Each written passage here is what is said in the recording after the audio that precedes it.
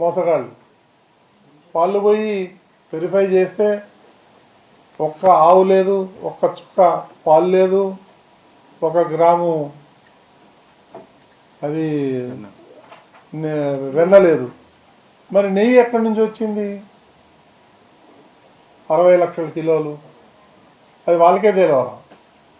కొన్ని కెమికల్స్తోని ఇవన్నీ కూడా నెయ్యి తయారు చేయటం జరిగింది. అందులో సిట్ ఇచ్చినటువంటి షార్ట్ షీట్లో క్లియర్గా మెన్షన్ చేయడం జరిగింది. ఆ కెమికల్స్ ఏదైతే ఉన్నాయో 1-2 కెమికల్స్ అత్యంత ప్రమాదకరమైనటువంటి ఈ కెమికల్స్. అది వాసన రావటానికి వేశారో లేకపోతే దేనికి వేశారో మనకైతే తెలియదు అంత టెక్నికల్గా. కానీ వాళ్ళు హిందువుల యొక్క ప్రాణాలను తీసే విధంగా వాళ్ళు ఆ కెమికల్స్ని వాడి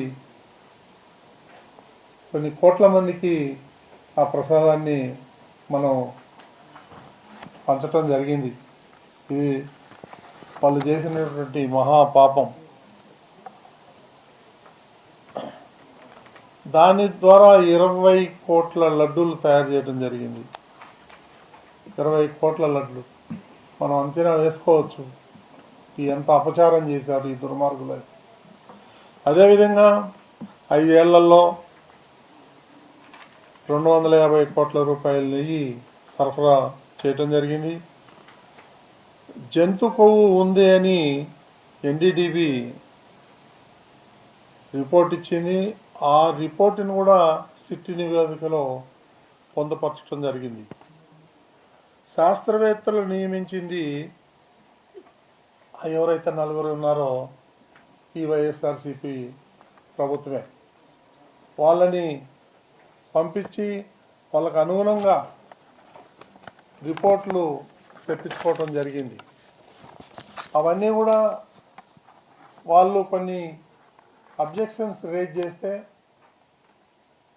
అవన్నీ మీరు క్లియర్ చేయండి అని చైర్మన్ సుబ్బారెడ్డి ఆఫీసు నుంచి మెయిల్స్ కూడా పోయాయి.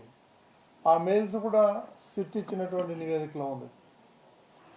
ఈ చిన్న అప్పన్న ఎవరు? సుబ్బారెడ్డి పిఏ కాదా? ఒక ప్రైవేటు వ్యక్తి ఇన్ని కోట్ల రూపాయలు లావాదేవీలు జరగటం సాధ్యమా? ఈ చైర్మన్ కానీ వాళ్ళ నాయకుడు ముఠా మేస్త్రి జగన్మోహన్ రెడ్డి కానీ వీళ్ళ సహకారం లేదే ఒక పిఏ ఇన్ని 100 కోట్ల రూపాయలు మ్యానిపులేట్ చేయగలడా? అది వాళ్ళే సమాధానం చెప్పాలి. వైవి సుబ్బారెడ్డి కానీ వారి శ్రీమతి కానీ బ్యాంకు ఖాతాలు ఇవ్వండి మేము వెరిఫై చేయాలంటే సిబిఐకి సహకరించాల. వీళ్ళు పోయి కోర్టులో పోయి బెయిల్ కోసం అప్లై చేశారు, యాంటిసిపేటరీ బెయిల్.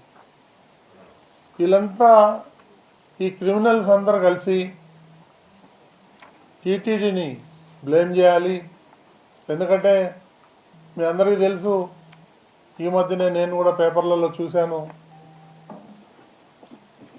తిరుమల తిరుపతి దేవస్థానం ఏదైతే ఉందో అది వాటికన్ సిటీని దాటిపోయాం మనం అన్ని విషయాల్లోనూ. ఈ క్రిస్టియన్స్ అందరికి కూడా అది అక్కసు.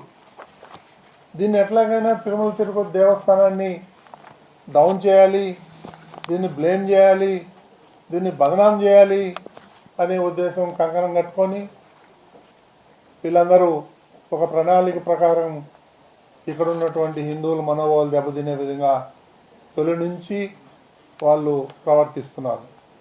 ఇదందరూ కూడా మన హిందూ సోదరులందరూ కూడా ముక్త కంఠంతో దీన్ని ఖండించాల్సిన అవసరం ఎంతైనా ఉంది.